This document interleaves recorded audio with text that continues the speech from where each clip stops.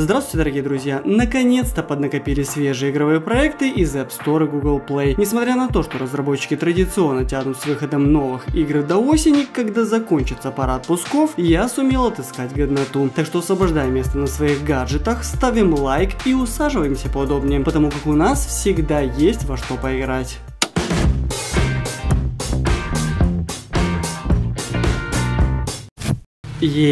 Новый асфальт. Драг-волна добралась и до Game Loft, и она решила потеснить таких лидеров сегмента, как CSR Racing 2. На самом деле разработчики не привнесли в игрушку ничего такого, чтобы могло ее выделить. Тот же Extreme предоставлял хоть какую-то новизну, а тут все как по накатанной. Заезды с реальными игроками, ну я по крайней мере на это надеюсь. Практически бесконечная покупка и прокачка тачек. Все завязано на валюте, кристаллах и ящиках. Что реально порадовала красивая, но нереалистичная графика. Погодные условия, заезды не один на один, а вчетвером, неплохая музыка, реальные лицензированные тачки и стайлинг. Жаль, нельзя поиграть в офлайне. Традиционно готовьтесь вкушать все прелести бюджетной игры против тех, кто донатит.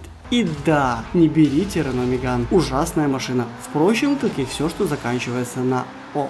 И это, пожалуй, самый красивый симулятор нажатия двух кнопок в сеттинге гонок. Всегда думал, что управлять двумя кнопками в гонках возможно только в драге, но, как оказалось, дрифтить также возможно. Разработчики Race Kings решили реализовать концепцию дрифта с простым управлением, и у них это удалось. На выходе нам предлагают участвовать в парных заездах, где необходимо идеально стартануть, вовремя затянуть ручник перед поворотом, держать обороты и красиво выйти на прямую с педалью, утопленной в пол. Собственно, и весь геймплей. Все действия происходят с реальными оппонентами, так что наличие активного интернет-соединения обязательно. Пожечь резину в офлайне не дадут. За пределами трассы покупаем лицензированные тачки и прокачиваем их. В игре рулят реальные деньги. Играть можно не вкладывая средств, но вот финиш в таком случае пересечь первым будет крайне сложно. Ну, это я имею в виду против задоначенного дуэлянта. Графика, спецэффекты, саундтрек на уровне, но сами гонки сложно назвать гонками. Это скорее аркада, в которой нужно точно и быстро тапать по кнопкам, соответственно с яркой и дорогой оберткой. А вот от этой музыкальной аркады довольно сложно оторваться. Нам в такт музыки необходимо вовремя тапать по дисплею, преодолевая препятствия. Но это только полбеды. Вторая кнопка отвечает за инверсию цвета главного героя. Если перед нами черная стена, то лишь окрасившись в черный цвет, возможно пройти сквозь нее. С белыми преградами поступаем аналогично. Есть и горизонтальные цветные платформы. Тут уже нужно успевать выбирать противоположный цвет. И все это происходит в высоком темпе с дикой динамикой и очень крутым саундтреком. Пройти локацию даже с 10-й попытки вряд ли удастся. На данный момент разработчики предлагают попробовать поиграть в первые две локации. За оставшиеся 4 уже придется заплатить. Ну и первых двух достаточно, чтобы проверить свою ловкость, соображалку и скорость клика, а точнее тапа. Hyper Switch — это действительно оригинальный музыкальный проект с очень хардкорным геймплеем. Главное — устройство не покалечить.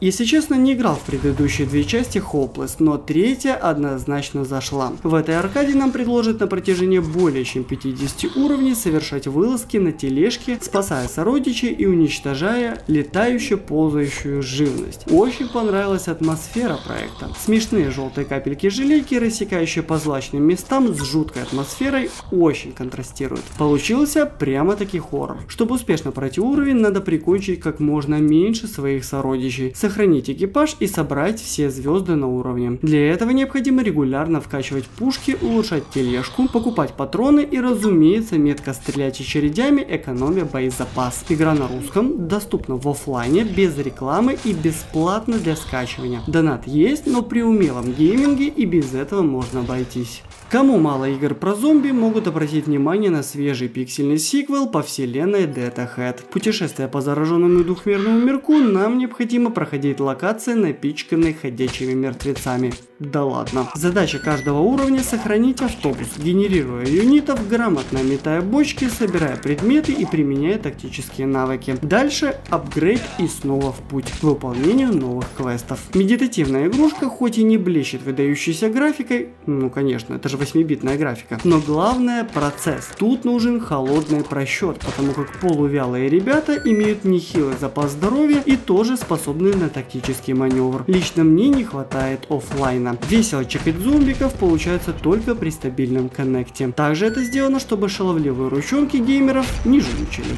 После выхода шикарнейшей мой игры Battle Bay, о которой я уже рассказывал в предыдущих выпусках наших подборок, я уже было подумал, что в Rovio решили все-таки дать дойной корове умереть, ну или отправить ее на пенсию. И как же я ошибался, когда в App Store Google Play зарелизился Evolution. Тут вас ждут до боли знакомые птицы и свиньи, а сам процесс выяснения отношений как никогда лучше описывает фраза «те же яйца, только в профиль». На игровой доске мы будем играть в городки, отправляя птичек на урон. Ключевыми моментами станет грамотно подобранная команда птиц с хорошим скиллом, меткая стрельба с эффективными рикошетами, знание слабых мест свинобоссов и умение использовать расположенные на локации препятствия и предметы. В остальном Angry Birds Evolution это практически бесконечное трехмерное путешествие по открытию новых птиц, а их тут более 100 видов и их апгрейду. И все это завязано на PvP боях с реальными игроками. В оффлайне порубиться никто не даст. Для наиболее эффективной прокачки разработчики настоятельно рекомендуют потратить пол зарплаты на инап.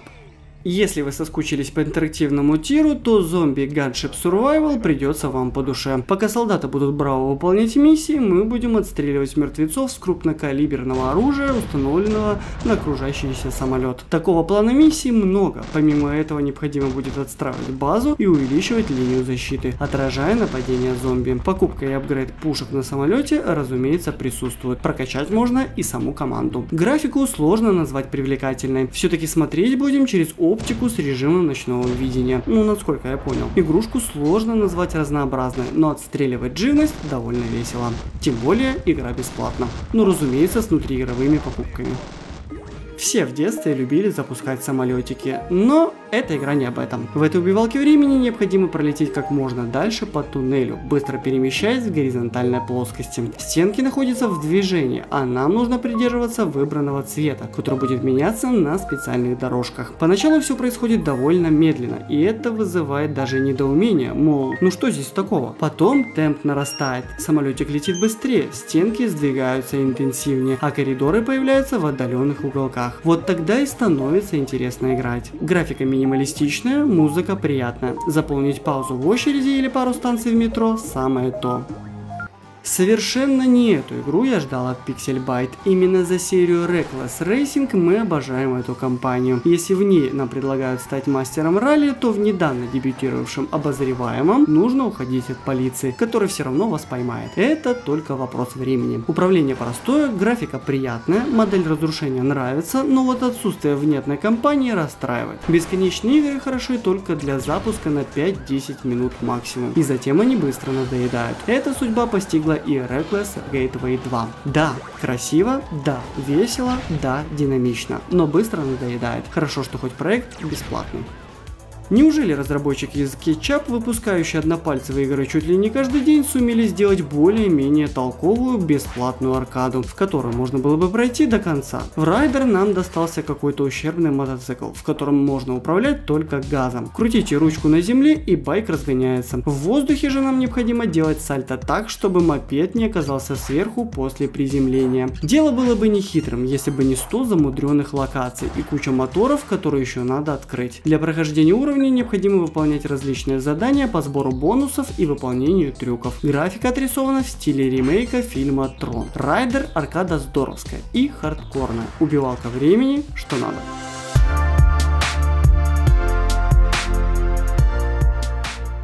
Ну а на этом все. Буду надеяться, что вам эта подборка понравилась. Обязательно смотрите предыдущие выпуски и подписывайтесь на канал, чтобы не пропускать новые выпуски с самыми достойными проектами. На этом все. С вами был Вадим Ищенко на канале Протек. Увидимся в следующем видео. Пока-пока.